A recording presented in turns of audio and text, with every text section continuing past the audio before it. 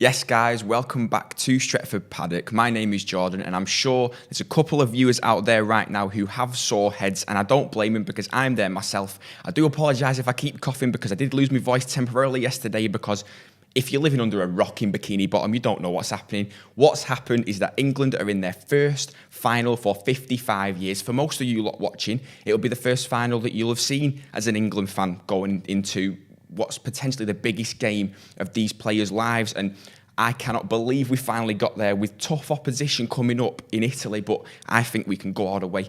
We're all sat here pretty dry-mouthed, pretty hungover, but it don't matter. As you can see, we're not at Old Trafford. We are in the office. Considering the weather is quite good, it's still quite warm. It's definitely shorts weather. It's not raining, so make sure you're getting out there. And I'd say get on the booze, but as I said before, there's a couple of sore heads outside, so I don't think you'll be doing that just yet. But as you know, we do have a little bit of news coming out. Yesterday, it's obviously not been moving as quickly as we'd anticipated because of the game yesterday, but we have a couple of updates on Eduardo Camavinga, on Raphael Varane, and an incoming from Southampton that I know a lot of you lot, if I can get my words out, may not be too happy with, and a little bit of an update on Paul Pogba's future at the club. So without further ado, we'll go right into it. As I say before, 1966 was the last international competition that England had in a major cup competition final, as I say. And we cannot not talk about the influence that Harry Maguire and Luke Shaw had on that England team. Harry Maguire has been the most solid defender out of all of the centre-halves that they've had in. We see how much we missed him on the international stage as well as at domestic level, at club level, as I say. He has been absolutely unbelievable for England. He's been a rock at the back. He's been heading everything out. He's been heading them in. As we saw, he finally get a goal. Who'd have thought Maguire would score a goal for England, a header, because every chance he gets at Man United, it always seems to go bleeding over or whatever, but we couldn't have been happier for him. He's playing out of his skin. Luke Shaw, I echo my words when I say it. He's been absolutely unbelievable. For me, player of the tournament, 3 assists from fullback, playing either fullback or left wing back, should I say.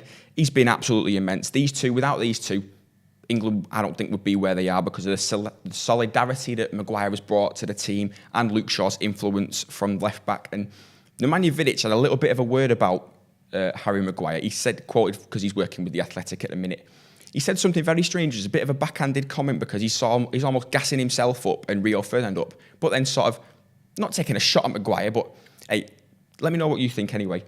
Nemanja Vidic said on Harry Maguire, when I look at Maguire, I see a defender who is good at everything, 8 out of 10 at everything.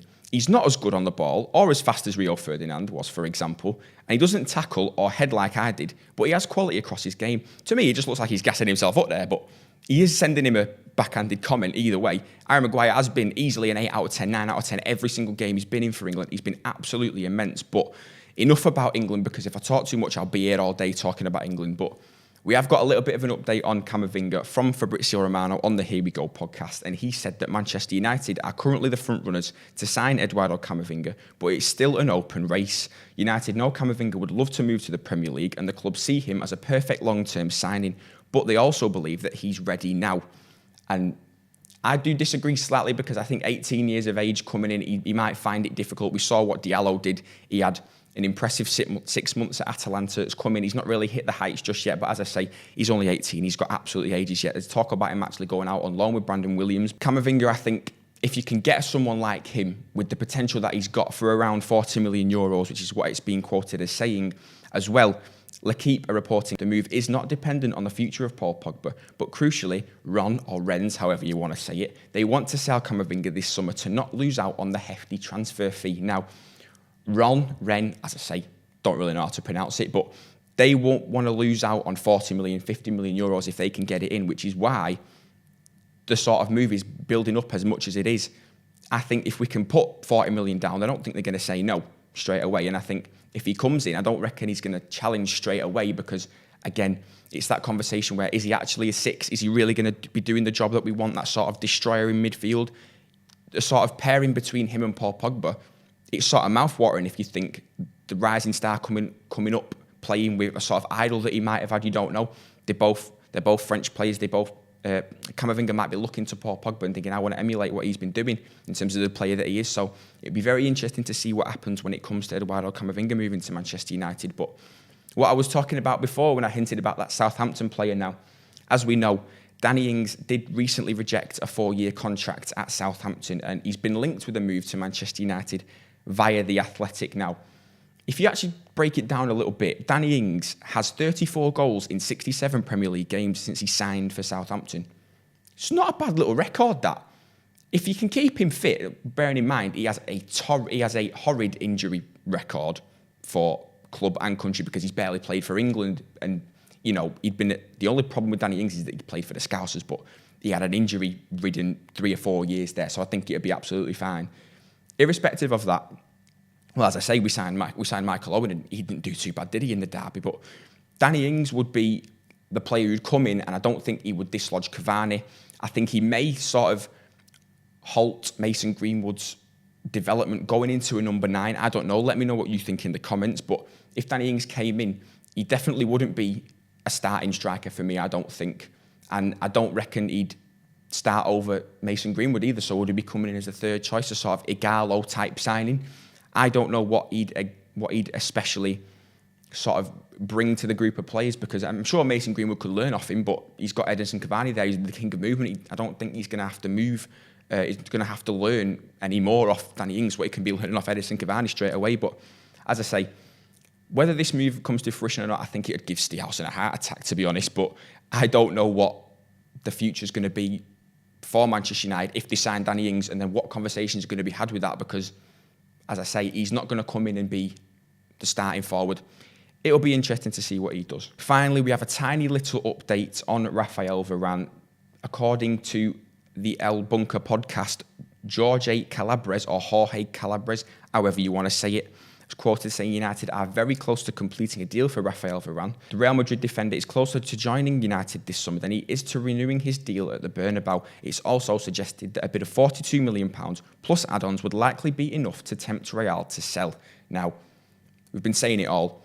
Looking at Harry Maguire's performances at the Euros so far, he's been absolutely immense. He showed, he's not got that pace, but he's still been solid as a rock at the back. Now, if you pair him with Rafael Varane, who's got that pace, but he also has a little bit of a mistake in him, Harry Maguire could sort of solidify him and bring him to a point where it could be one of the best partnerships in the Premier League this season, if not the best, if the deal gets done over the line. Again, there has been talk about him going to Paris Saint-Germain, but we have the momentum going into the transfer window, knowing that if he wants to leave, and as according to this podcast in Spain, if he's closer to leaving and joining United than he is to renew a deal at Real Madrid, who knows what's going to happen with Rafael Varane? Let us know what you think, if Rafael Varane would be your ideal sign at centre-half, or would you go for someone else that we've been rumoured and linked with, the likes of Pau Torres, Jules Koundé, etc., etc. Now, there's not a lot to report on outgoings from Manchester United, because it all seems to be the same stuff, but we have one interesting feat on Paul Pogba, as L'Équipe is reporting that Paris Saint-Germain must now make transfer window sales following the signings of Jorginho Wijnaldum,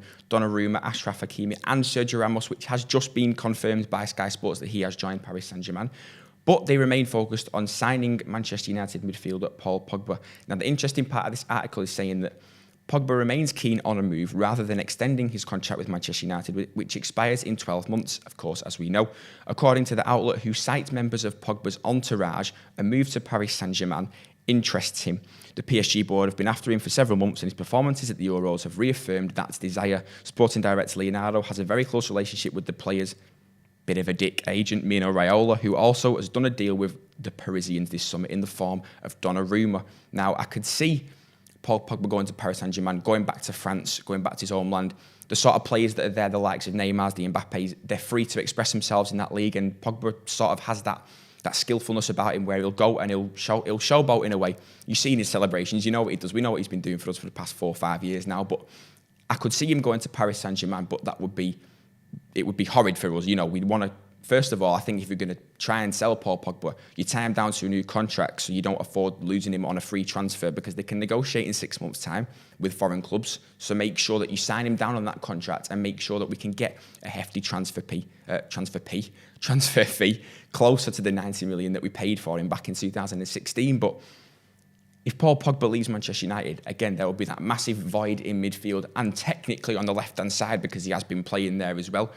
I don't know the type of player who we'd want to bring in who could sort of replicate what he's been doing in midfield for us when, you need a goal, as we saw in the Europa League against AC Milan. You bring him on, he gets a goal within 10 minutes. You see his influence on the pitch. We know what he's like for us as Manchester United fans, and we know that if Paul Pogba left, it would be a massive hole to fill, which Camavinga might do. Let us know if you think Camavinga could fill a hole that Paul Pogba could leave if he left Manchester United. So that's it from me with the news today. As always, we've got plenty of videos going out on the Stretford Paddock YouTube channel. Steve Howson's reaction to that England result last night is out now, so go and check that out on the channel. Drop a like on the video for the England result yesterday, how well Luke Shaw and Harry Maguire are playing. Don't forget to turn those notifications on so you don't miss a thing coming out of the channel. Make sure you comment all your views on all the rumours today and how you think England performed yesterday. As always, I've been Jordan Simpson for Stretford Paddock. We'll see you on the next one.